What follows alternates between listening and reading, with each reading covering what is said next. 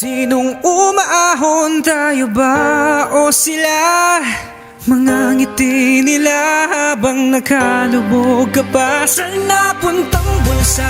Pinaghirapan kong mga barya, minumulto na ng mga pangako nyo. Hoy, makinig! Panginoon, meron lang po akong katanungan. Pag kami babumoses ang punta namin sa kulungan, bakit ganon ang bayan namin sinilangan? Mahihirap ay mayaman lamang sa kahirapan. Kung sino pa yung lumalaban ng patas sa pagdurusa, bakit sila pa yung nakakaranas? Kaya madaming lumalaya sa bansang Pilipinas upang sa kagutuman sila'y makatakas. Kaya ano?